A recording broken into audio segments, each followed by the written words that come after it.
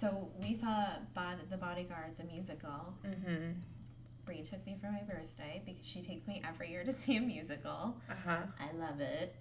I loved this. Oh, it was everything I wanted it to be. I was so glad at the end because they had I Want to Dance with Somebody was in like the body of the play. But it wasn't like... But it wasn't a featured song. It was sort of like a half there. And that's my favorite Whitney song. Me too. And I was kind of disappointed. And then at the end, they did this whole dance number. Like after the, it was like an encore. Yeah. After the bows and everything, the curtain call. The curtain call is what we call it in the theater. The theater. They did this whole dance number. And it was amazing. It was good. Really good. The music was great. Deborah Cox has an amazing voice. I couldn't name one other person that would have been good in that role. No. Not that I know a lot of play actors' names, but... No, she was great. I loved it. She was amazing. And so, before we went, I was telling somebody that I wasn't going to make kickball, like, I do in, like, an adult league kickball. I was going to make it for, like, 3 weeks in a row because I had a couple of things. I was out of town and blah, blah, blah. And then I was going to see The Bodyguard. And she was like, this friend of the friend was like, oh, well, you know, you shouldn't feel that bad because it's not that good. And I was like, yeah, but like I'm going to the play though. Like I don't know why you're telling me that it's not good. That's not making me feel better. You shouldn't feel that bad. It's not good. Like, what does that mean, though? But also, why does she care if you go to kickball? I don't know. Go see The Bodyguard, the musical. I mean, I made it clear that I already bought tickets. I don't know why you would tell someone that a show is not good that they've already bought tickets for. It's just rude. But also, she was just wrong because it was great. It was great. It was wonderful. Whatever. We liked it. Yeah. I don't care. I don't care about other people's opinions. If I want to go see a musical. And if I want to like it. And rock out to some Whitney. You know what? I am not here to analyze the musical that I'm watching. I mean, we're talking about musicals here. People just start singing in the middle of their lives to express their feelings. Yeah, there's a layer of reality that's been lifted the minute you're going into a music. Mm-hmm. Working 9 to 5. My God. My friend Michael's in 9 to 5 right now is making music. We almost didn't mention Dolly. Well. Oh my God. I brought it up. I actually had 9 to 5 in my head. This happened organically, I promise. I mean, it's fine. Working 9 to 5. That was a great musical when we saw that. I really enjoyed that. Yeah. The costumes. We tend to see musicals that were movies. Mm-hmm. We saw Ghost. We saw Ghost. We saw 9 to 5. Mamma Mia. Yeah. Although that was a play first. And then it was made into a movie. What else have we seen? Last year we saw Cabaret. Oh, yeah. And wait, was this our 5th year doing that? Wow. Yeah. Yeah. That's pretty cool. Yeah. Tradition. Mm-hmm. Yeah. So for this episode, we're going to do something a little different. It's a very special episode. It's another MomSplain episode. It's another MomSplain, but it's not our moms. It's my good friend Caty, who is a mom, and one of my oldest friends. I sat down and talked with her about her family and her experience as a mother. We talked about postpartum depression and her husband's and thus her family's immigration case and what it's like to raise a daughter who's biracial. It's a really interesting conversation, and I'm really excited to share it with you guys. So I hope you didn't get too sick of my voice. 2 episodes in a row. It's a lot of me. But Caty's great, so you'll enjoy her. Yay. Yay. Testing. Okay, now say your name. Jayla. Okay, great. All right, let's do the tour. Okay, so this is the den. Okay. And what's in here? What do you do in here? Well, I eat dinner in this chair. We eat dinner in the living room. Okay. For that family. I eat dinner in this chair. My grandma eats dinner in this chair. Mommy eats dinner right here, and she eats dinner right there. All right. And She's Gigi. this is the kitchen. And you cook in here? You cook dinner in here? Uh-huh. Do you And like to cook? yes, and this Where's the fish? I don't see it. is Hopefully hiding. it's still alive in there. This is like the Right fifth there. fish with the same name. Where is it? Oh, there. there it is. Aw. His name's Twinkle. Aw, he's cute. I have something for you. For me? Mhm. What do you got? A scarf. I made it. You made it? I hand Thank knitted it. you. Thank You you. got mine That's so on. nice of you. Purple. I love purple. I do. Do you love purple? What's your favorite color? Blue. Blue. You want to tell Bree about she'll like your story. What happened at school and you were so mad? So there was this boy, and he was on this car racing thing, and there was a blue car and a pink car. And he Is was that a like, game? Yeah, it's Oh. on an iPad. Okay. And he was like, "Sorry, Jayla, the pink didn't win. My favorite color is blue." Mm. So what He did you just say? assumed that because you're a girl, you like pink. Yeah. I mean, you I like pink. don't. You don't like pink? Well, I do like pink, but But it's not your my favorite. fave. So then she came home and what did you say? Ah. You were really mad, right? Because why? Everybody assumes that I like pink. And Right. everybody gets me pink stuff. Ugh. That would drive me crazy. And I started getting you pink stuff when you were a baby because my favorite color is pink. Yeah. So I was trying to give you my favorite color.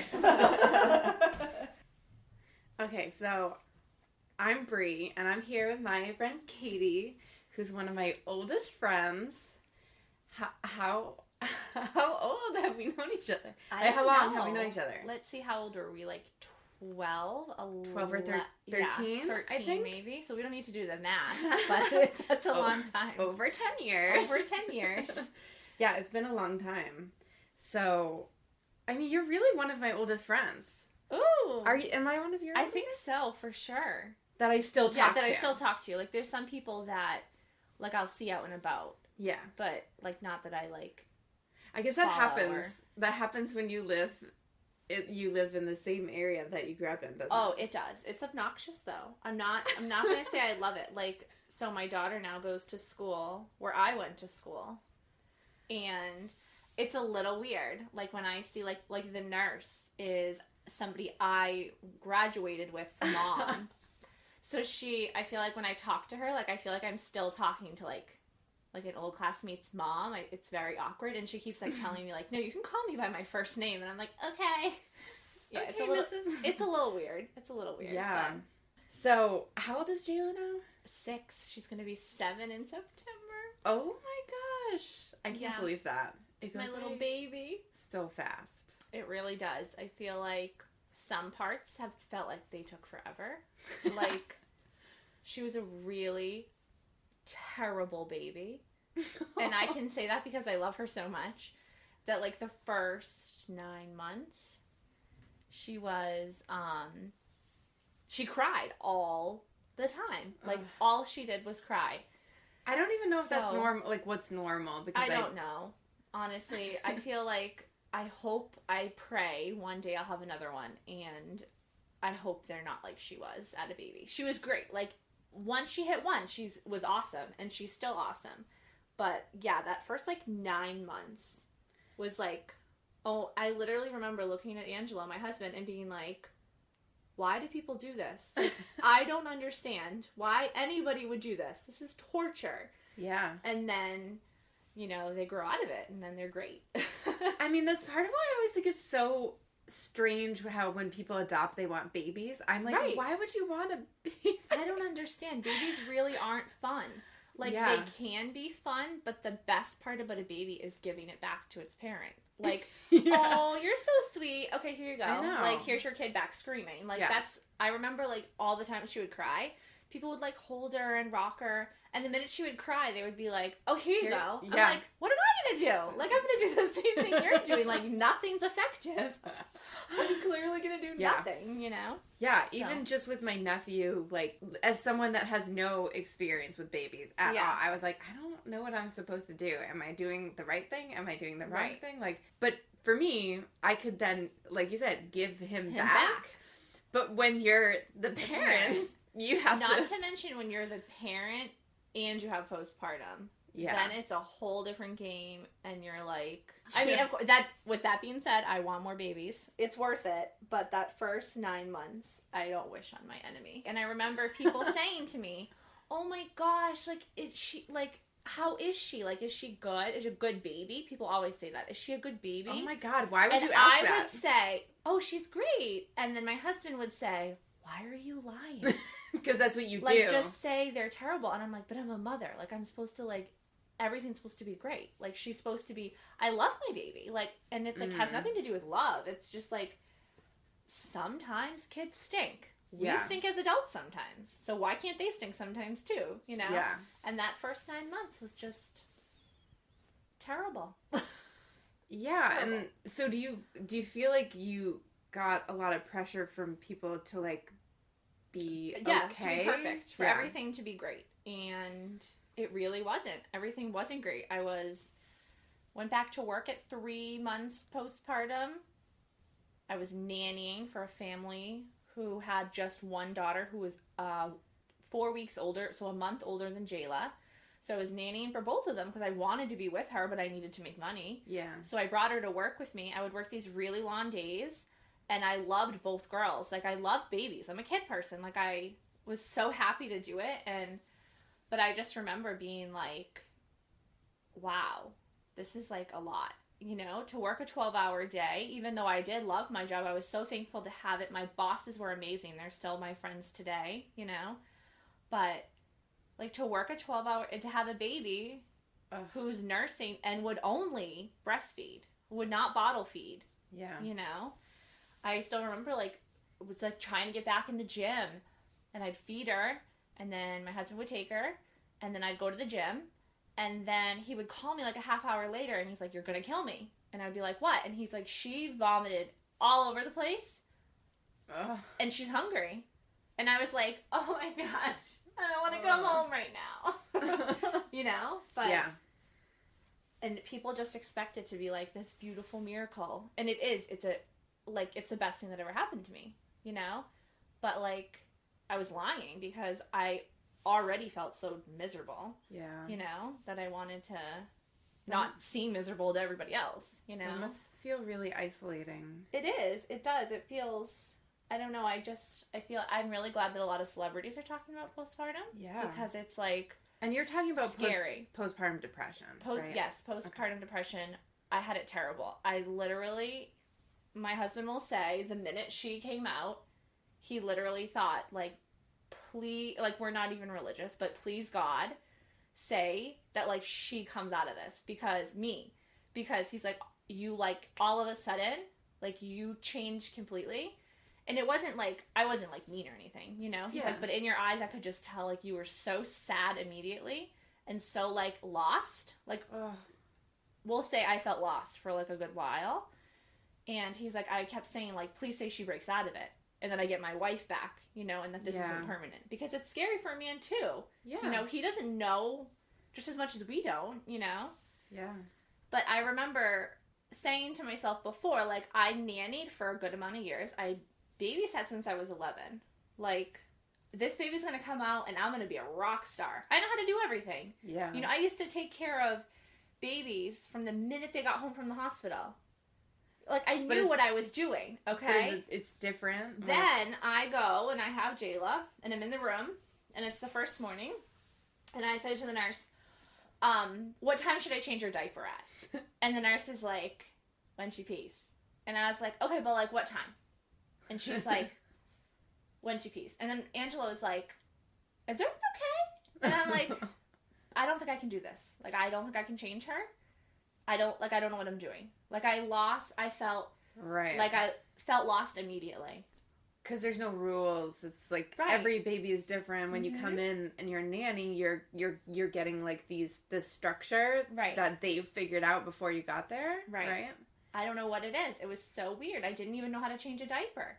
For the first, the whole time we were in the hospital, he had to change everything. And he never even touched a baby before. He was like, I had no idea what I was doing, but I knew you couldn't. So, you were, and it was just such a weird, I don't even know how to describe that. It was such a weird.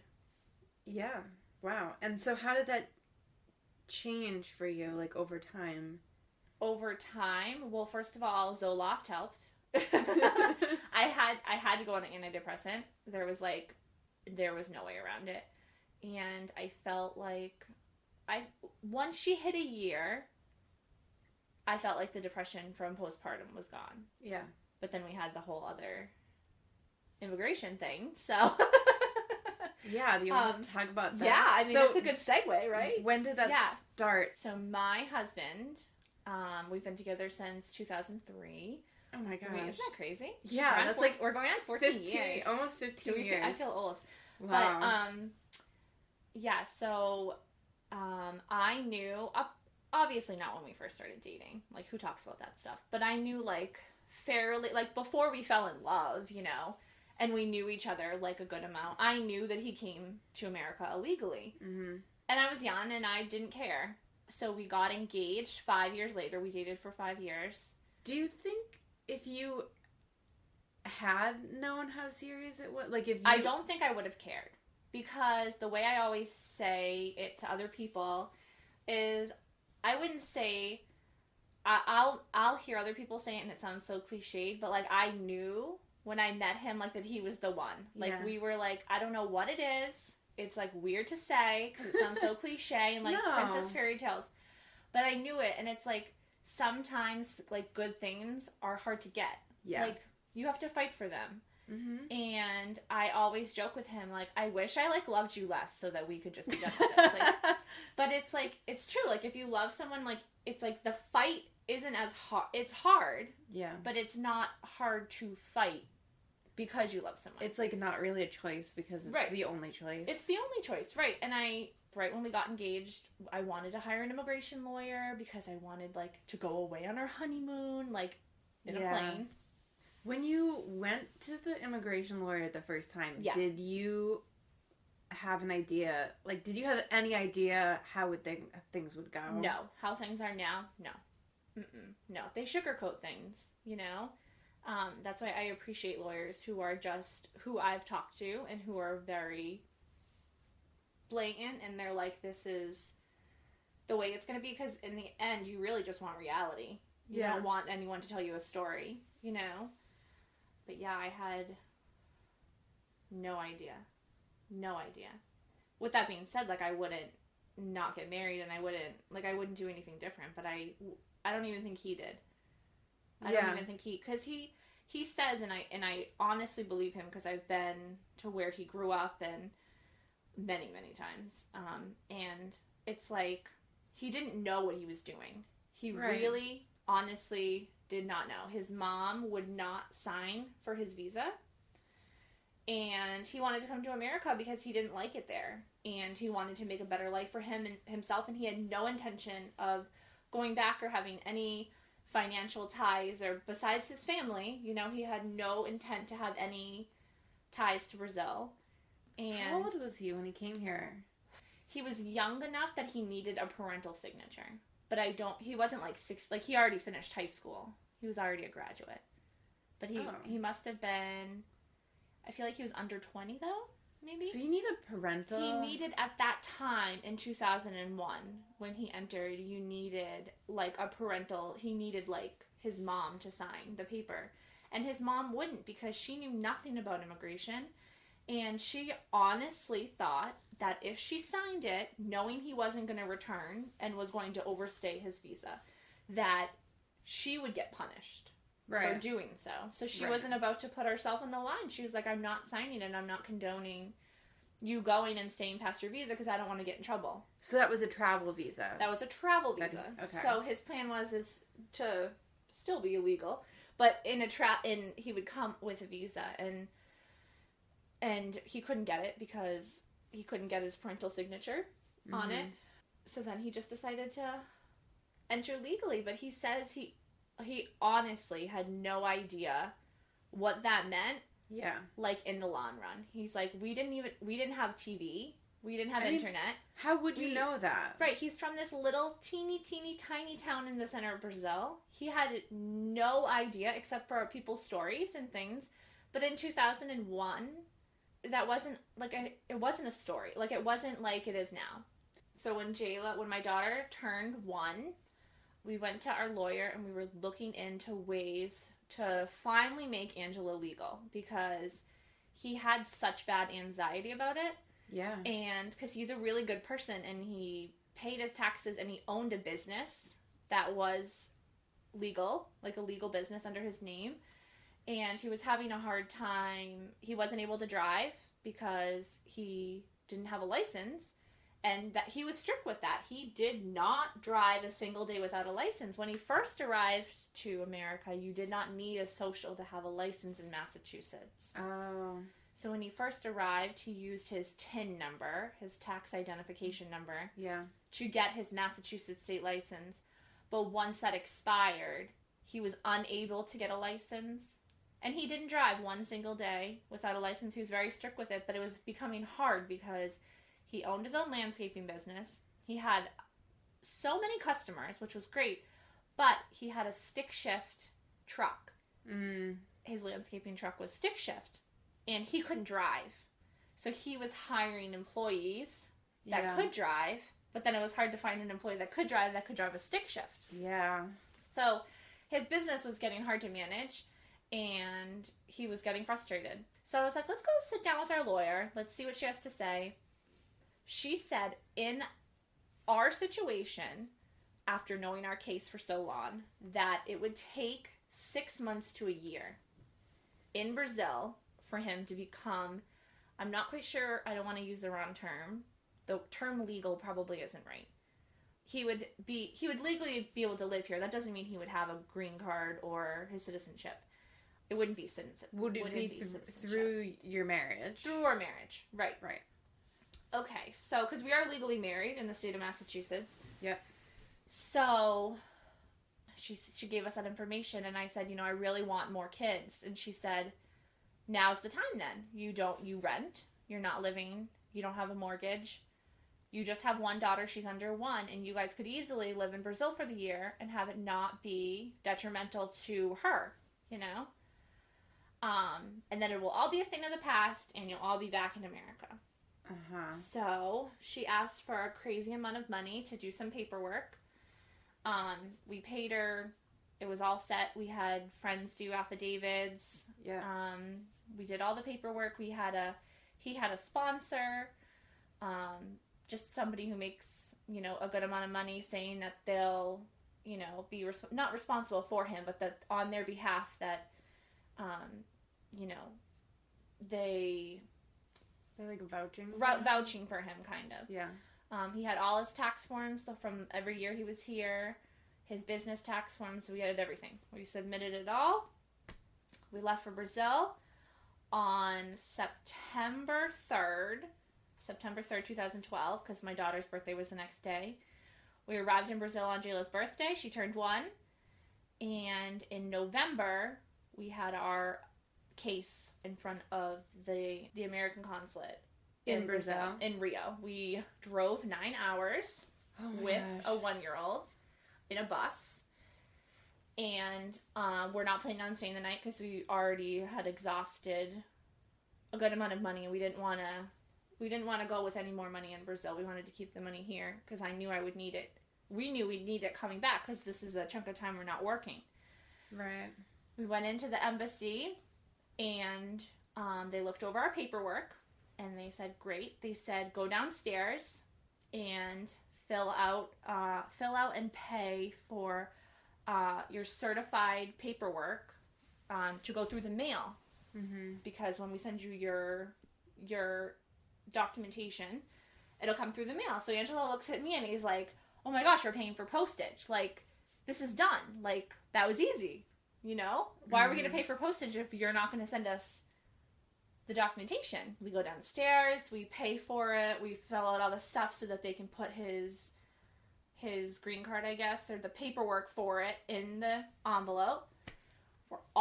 We go upstairs, we're waiting for our appointment to actually sit and talk to someone, like, in this little tiny box, like, dark room. It's like you're on, like, Cops. Or, like, a court show. And so they call us, we go in, and the lady behind the glass we're in this small, teeny tiny room with 2 chairs, then there's, like, glass, and it's, like, practically dark in there. And so it was you? It was the me. 2 of you in the room and then someone else behind glass? Yeah, like the embassy director, whoever was dealing with us. Like Why did they separate? Right, so we're there, and the woman says, I've reviewed your information, and unfortunately, we have you on a lifetime ban from America. Okay? Now, this is the first time that we heard any news about it not being 6 months to a year. And it was the first time. And I literally had a moment where I just dropped to the ground and I was wailing crying. I cried so hard, which made Jayla cry. I felt terrible after, but it was like, in that moment, it was just like the worst thing ever. And I said to this woman, like, what am I supposed to do? And she said, you're supposed to go back to your country by yourself or live here. And I said, but what is she supposed to do, as in Jayla? And she said, go wherever you go. Oh my God. And it was just so cut dry. And then she said, she looked at me and she had tears in her eyes. So like she was like, you could tell that I affected her, you know? And I was like, I just don't understand. I said, like, we have like, he's a good man. Like, he had no, like, speeding tickets even when he had a license. Like, he's never been arrested. Like, I don't understand. She said, well, he entered illegally, so there's no forgiveness. So, we get back on the bus. We take a 9-hour drive back home. And when we get home, there is a phone call waiting from the embassy. And they said that there was a mistake. And I was like, oh my gosh, thank you. So I'm so excited because I'm like, I knew it. Like, I knew this wasn't right. Like, this is so absurd. And they were like, there was a misunderstanding and your husband is banned for 10 years. And my husband was like, oh my gosh, thank you. Because we were thinking, if we can go from lifetime to 10, we can still chop that block down. We can get it lower, you know? Yeah. If it's possible. And I said, I still need to know what to do. And she said, get a really good lawyer. Yeah. So, do you feel like it was maybe a good thing that you heard the lifetime ban thing first? Yes. Because you would have been...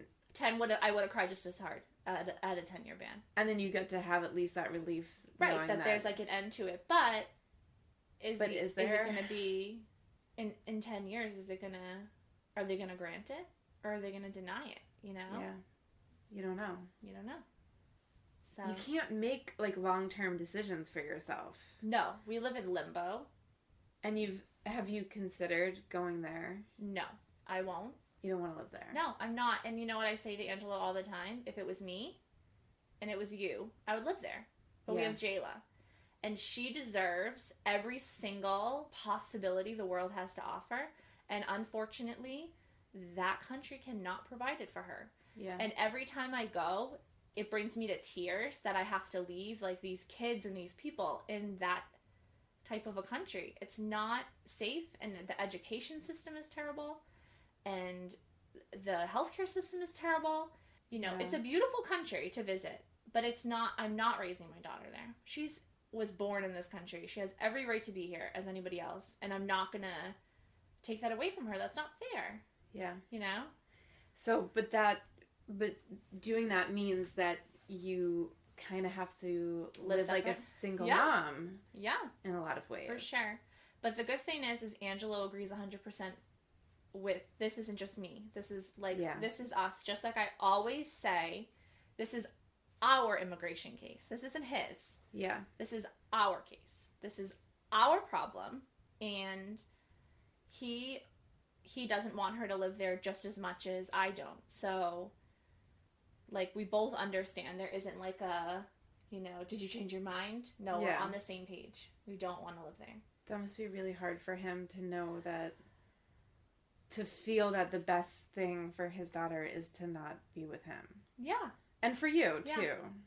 No, it's like a crappy feeling, and it's a double-edged sword a lot of times. It's really hard to go there and visit because you really want to come home, but you really don't want to leave, you know? And it's hard for Jayla to gauge those emotions because as an adult, it's really confusing. Like, you don't want to leave just as much as you want to go. Like, it's that, like, feeling in that limbo state, and it's hard as an adult to feel that way, so it, like, kills me that she feels that way. How does she deal with it when you guys go there and when first of all, she knows nothing different. This has been her life since she was 1. So thankfully, in that sense, the word I don't like, normal, she thinks this is, like, the way this is normal. And I feel like we've done a pretty good job of making sure that she understands that both of her parents love her and both of her parents love each other. And that we're doing this, we don't say that we're doing it for her because then it will make her feel like, that the burden's on her. We're doing this for us. We believe in the American dream, and we want to have more kids, and we want to all be together in America. This is where we belong. So she never asks to live in Brazil. She never, she's ready to leave when it's time to go, but she also isn't either, Right, because this is her home. This is her home. She feels comfortable here. She feels comfortable there. She has a lot of friends and a lot of family, but it's a whole different world out there. It's a whole different, everything is different. And it was a huge culture shock for me, but it wasn't for her because she was just a baby. Right, and she kind of adapted. grew up. Yeah. Do you and Angela talk to her about race? We do. A lot? Or is that like something that you've always talked to her about? Or has she asked you We've about it? always talked about race to her because he is, I don't know the proper way to say it. I say he's a black Brazilian. I'm not quite sure the appropriate way to say it. He's extremely dark-skinned. And he's Brazilian. He definitely has ancestors in Africa, obviously, at some point. But my mother-in-law is lighter-skinned. And all of his brothers and sisters all have darker tones. And when Jayla, before she was born, I found a book. And it was a dad who was white and a mom who was dark. And they would say to her, she was saying, like, but I like the way that daddy's skin is, because the little girl was darker. And I like the way daddy's hair is smooth and these things. And at the end of the book, the mom was the coffee and the dad was the milk. And when you mix it together at the right time, you make her skin color. Yeah. So since she was a baby, we've always said she is the color of café con leche, which is coffee with milk. Yeah. I'm the milk, daddy's the coffee, you mix us together, and we make you, So, like, she would be 3, and, I would, say, what color are you? And she'd be like, oh, I'm café con leche. Yeah, I think it's always been a thing, because I feel like when Angela and I first started dating, it was, like, a lot of people would stare at us in the mall, and at first I was like, maybe it's because we do have a big age gap. And then I was like, but we kind of don't look like we do. Yeah. Because I looked older and he looked younger.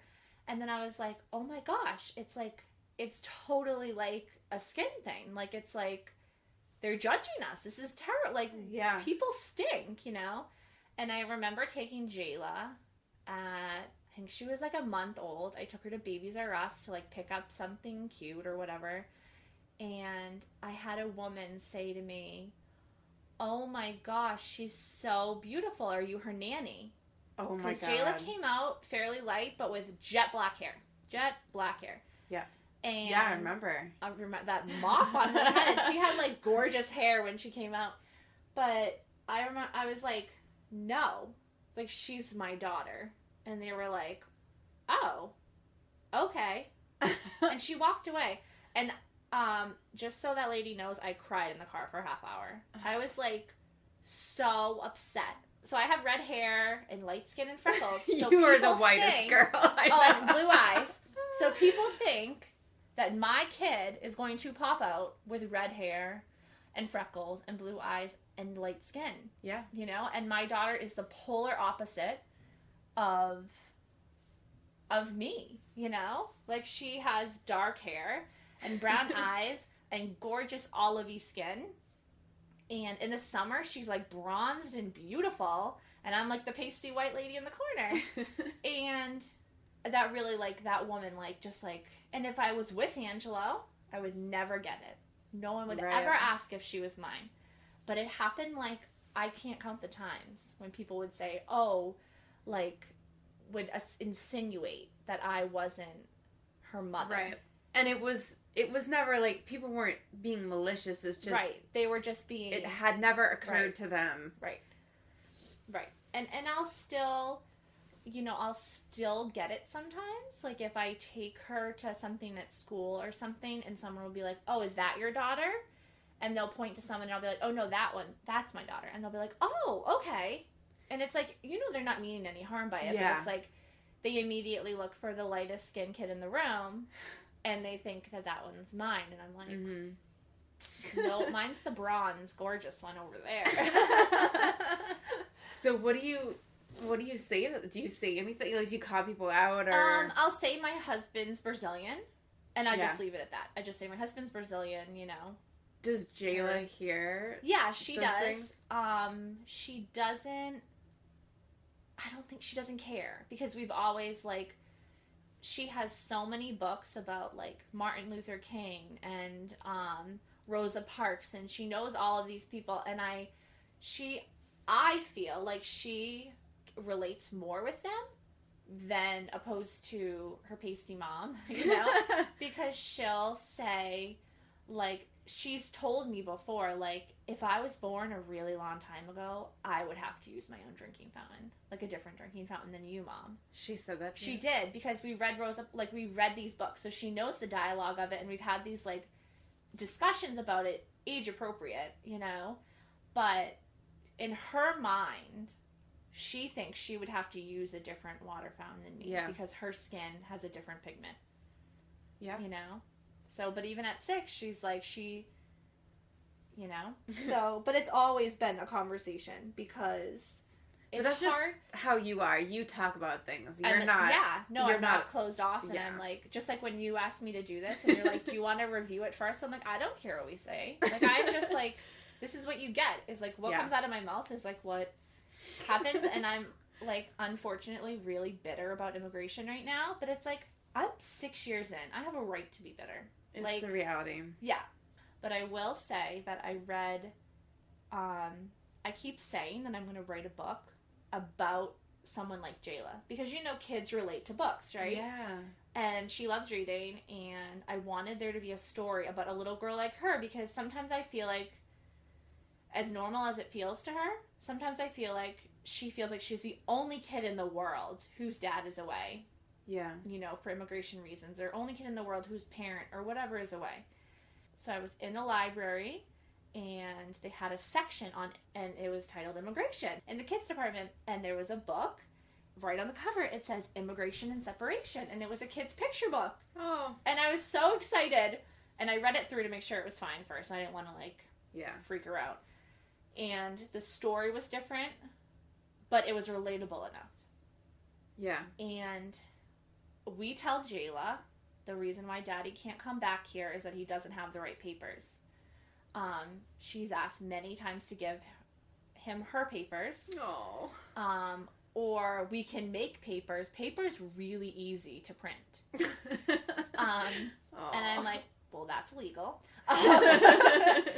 But so we talk about papers is how we just, you know, she understands when we go through visa control at the airport, I make it a point every time we travel to say, this is the part Daddy couldn't get past, get past if he comes to the airport with us, because Daddy doesn't have this, and this in his passport, you know. Mm-hmm.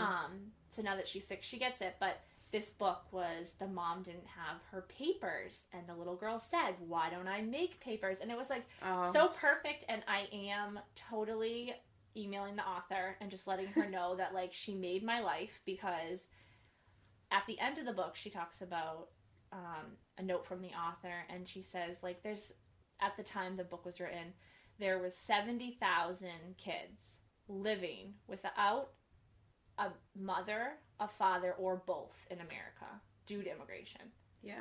So I told Jayla at the end, like, when I read it, I was like, so that means you're one of the 70,000. Like, you're in that. And she's like, wow, that's a lot of people. Wow. And I was like, just because you don't know anyone doesn't mean that you're the only one, and you're so blessed. You know, we're so blessed in every other way that we just have, like, this little hiccup that we're trying to fix, you know?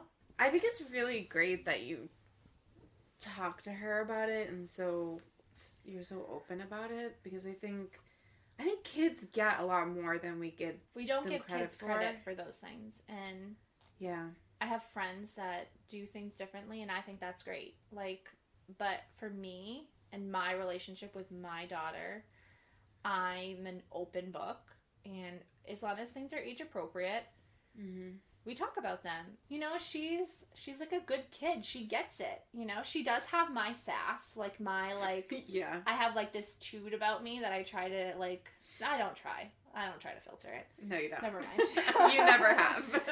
And I was telling Bree earlier, like, I'll complain, and my husband's like, you want to raise, like, a badass, feisty girl. She's giving it to you right now. Like, you should be proud. And I'm like, you just say that because you're in another country and you don't have to deal with her until August. So you get to use that. I do, and I use it a lot. And I will say, like, when we get to Brazil, now that she's older, it's not a big deal. But, like, when we get to Brazil, if she, like, needs her butt wiped, I am like, Daddy, you are needed.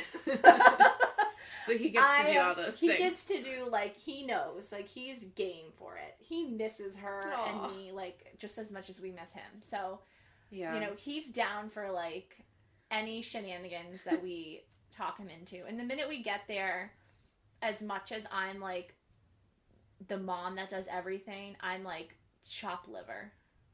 She doesn't, like, Daddy's the only thing that is, like, exists in the world. She's like, I see Mom all the time, it's so... good. Yeah. But she's not important now. No, Daddy's, like, the end-all, be-all, which is so good for both of them. So it's important to, like, keep that relationship going. I feel like we do a pretty good job in the sense of when she gets in trouble, or when she does something not great, or when she does something amazing, I'll put him on speaker, and we'll talk it out. And sometimes, like, he'll give her a punishment over the phone. And so... He's pretty, like, whatever you decide is fine, as in me. But I try to, like, if he has an opinion on something, I try to make it as valid as possible. Like, he's still her dad. And to show her, he's still your dad. For instance, he has this thing about nail polish. He doesn't want her to wear nail polish. I don't know. And obviously makeup, she's 6. But, like, he's said to me that he feels like girls in his like area of Brazil, like, are growing way too fast. And he's like, I don't want one more thing to make her feel she's any older than she is. So I don't want her wearing nail polish. I think that's absolutely ridiculous. I tell him and her that it's absolutely ridiculous, but that's his thing. So no nail polish it is. So she'll be like, but I want to wear it. And I'll be like, well, sorry, like, just because he isn't here doesn't mean his opinion doesn't matter. Yeah. And just because he can't see if you're wearing nail polish still doesn't mean it's okay. You know? We don't keep secrets. We don't lie. We follow the rules, even if the person making the rules has no idea that they're not followed. You know? So. Yeah. That's a big lesson with a really small little detail. That being said, it's the dumbest, like, rule ever. But you know what? You can't win them all, so. Yeah. What do you think it'll be like if and when he comes back and you can parent together? It's going to be a struggle. I'm so, like, headstrong. I know what I want, and I'm the first to admit when I'm wrong, but if I'm right, I'm not going to budge. Yeah, I don't know. I feel like it's going to be an adjustment period. Even though you're considering his opinions and feelings and thoughts and everything, you're ultimately more in control because you're 100%. Here. Yeah, I don't know. I feel like we haven't lived together for so long, and I can't wait till we do, but I feel like that first year will be transition. It'll be a transition for all of us. Yeah. You know? But just because it will be hard doesn't... Yeah, just because it's going to be hard means nothing. Who knows, right? Like, we don't have a magic ball. Yeah. But it's so important to me that my daughter is raised here in America. Like, I feel like not that we don't have problems here, but... Oh my gosh, we totally do. And I totally understand that. I just feel like as an American citizen and having my daughter be an American citizen, it's not fair that we should have to leave. Like, it's just not. And I'm not going to get divorced. Yeah. I'm not going to do that. I love my husband too much. I love my family too much. Like, I'm not taking the easy way. People will say, well, how do you do it? Like, you're away from your husband so often. I'm like, well, when you love someone, it's how could you not do it?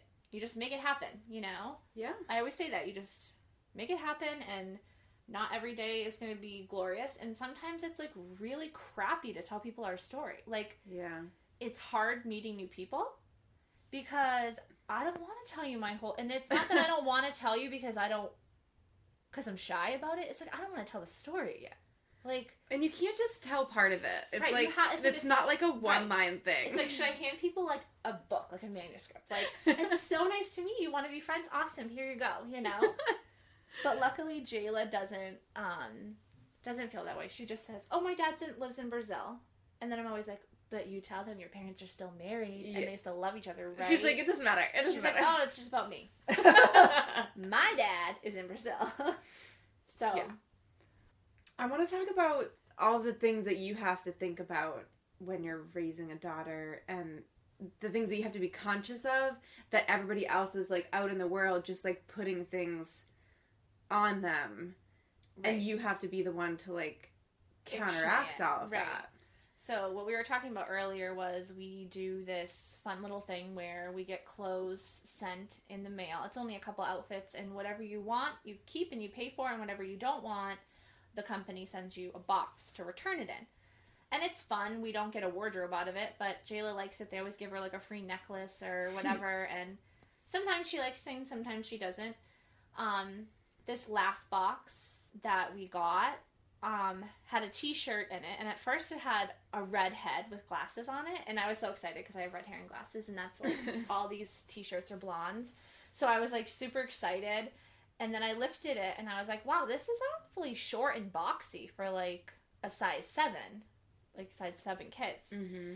And she tried it on, and I could definitely see her belly. And I was like, wait, they must have not sized this right. And I open up the book that says what came in the box, and it says crop top. She's 6. She's in a size 7. Like, what the hell does she need a crop top for? Yeah. Like, I don't... But how do you... Okay, so, like, we can agree as adults that that's not appropriate. Right. But how do you tell that to your daughter in a way that is not giving her the impression that her body is shameful and she needs to hide it? Because that is a very complicated thing. It's complicated, and I probably don't handle every situation right. Like who does, you know? I tell her that at the age of 6, it is not appropriate to go out with your belly out. Mm-hmm. That's not saying that you're not going to do that in a bathing suit, you know, but going to school or going out or going to the mall for a 6-year-old, that is not appropriate. Mm-hmm. And what does she say? You know? Like, does she ask why? She gets it. She'll say, well, how come they can? And I will be like, well, that person has a different mom and dad, and they decided differently. We all have different opinions. The problem is the society sexualizes everything. Yes. So, I will say, if we were in Brazil, I would probably let her wear it. Because it's a whole different game there. Yeah. Whole different world. And I would not feel uncomfortable. Yeah, it's the cultural... It's the cultural, thank you. I would mm-hmm. not feel uncomfortable if she was wearing it in Brazil. But I feel like here... It's not really about her. It's not about her. It's about how everybody else... And it's not about the shirt. Yeah. It's about society. And how society... I don't know how society, like, judges and how, you know, and it's hard because you want to be like, wear whatever you want. Like, rock it. But it's like, she's 6. I don't want her to be sexualized in any way. Yeah. You know? That's way too early. Way too early. Like, It's so weird the things, what I feel is really frustrating. I'm not a parent, so I'm just coming from that. But, you know, I hear online different things about girls being sent home for wardrobe and what is it? Dress code. Yeah, dress code. Dress code. But if all the schools have dress codes and everything, Right. why aren't the clothing companies making clothes They for, don't care. like... I have no idea. I feel like when I walk into the girls department, it is like adult clothes shrunk into little sizes. Yeah. Like, but it wasn't like that when we were little, it was wasn't. it? No like, way. There were kids, there were clothes designed for kids. Now we're designing adult clothes in kids' sizes. It's really bizarre. It's very bizarre. It's just not, we just don't let kids, like... There's no youth. It's all, I feel like Yeah. the whole idea of a youthful child, like now I feel like people are like, oh, my 6-year-old doesn't play with toys. Well, you suck. Like, your 6-year-old should be playing with toys. Like, these are children we're talking about. Yeah. Why are we trying to age them so fast? You It's know? really... It's, And the other thing, too, is know the that bathing suits. Oh. I'm cool. I'm okay with her wearing a bikini. I don't mind. It's a body. Who cares, you know? I understand. Like, it's okay if she wears a bikini. We're at the beach. We're, like, in a pool. Like, Yeah. I know that may make no sense because I don't want her wearing a belly shirt, but I'm her mom and I make the rules. No, but like, it does make sense because there's different levels of appropriateness based on the environment. The environment, correct. Like, the I'm not going setting to you're wear, like, a mini skirt to work, in. Right. but I might wear it going out for drinks. 100%. Right. And I would let her wear a bikini to the beach or to the pool. Would I let her wear it to school? No. Unless it was beach day, you know? Beach day. She picks out her own clothes. She's very fashionable. She's the coolest chick ever. And I always see her on Instagram, and I'm like, I always show people that I'm with. I'm like, oh my god, look at my friend's daughter. She is so cool. And I loved the conversation when she was talking about pink versus blue. So her favorite color is blue. Yeah. Like, I'm not, like, she doesn't get why that's a big deal. It shouldn't be. It's a flipping color. It's like, when not. did color get, like, I don't understand. Like, Jayla is making these little scarves, and she came home yesterday, and she said, well... I'm wearing one right now. Me and too. It's They're great. gorge. They're more of like a necklace, like Yeah. a scarf necklace. And she had all these little friends that want one, and one of them's a little boy. And so we were at the yarn store yesterday, and she was trying to figure out what colors, because I was only going to let her get 3 different colors, and she needed to figure out what was, like, she could use the most of, you know?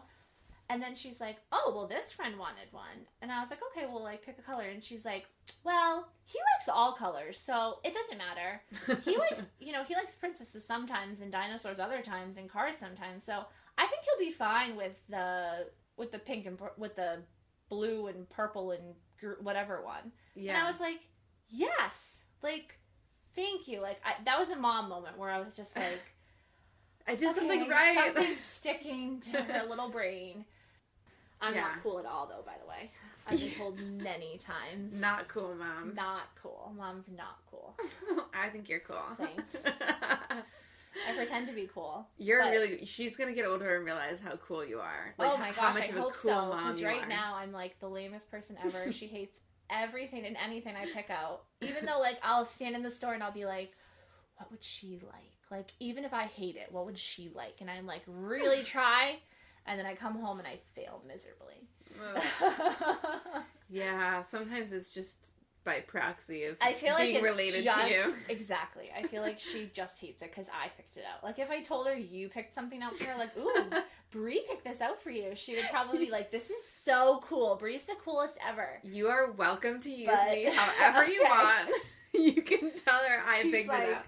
She's, you know, she would think it would be cool from anyone else but me. So, but I'm just her mom, so what do I know? You sound just like your mom. I know, right? I probably... So what did you think about that turn? I love Caty. Katie's actually one of our biggest fans on the on Insta. the Insta. Mm-hmm. Yeah, she cancels or deactivates her Facebook a lot, so she is always on Instagram and loves like sharing photos and stuff, because I think you kind of get the best of people on Instagram. Like, you get to see people sharing photos of the cool things they're doing, and their family and the places that they are, and you don't have to be inundated with all of the, Yeah, all of the rest of the, like... Yeah. So I can see why she prefers it to Facebook. Especially, like, when you're a mom, like, you don't have time for that. So here's to the moms. Hey, moms, thanks. We love you. Who Thanks. are some of your moms in your life that we didn't talk to? Not my moms? Not your moms. Well, my friend Kathleen. Yeah. Her mom was my second mom growing up. I was at their place all the time. And she's, like, the sweetest and the most, like, talented, resourceful person. She would make these amazing costumes for Kathleen. Oh, that's like, cool. She made her a Glinda costume from The Wizard of Oz that was, like, amazing. Oh, that's cool. I'll show you a picture sometime. And she's just really super, super sweet. Both her parents are, like, the sweetest, most wonderful people. Aww. I have my sister, who I think was pretty helpful because she was so much older than me, so she took care of me a lot.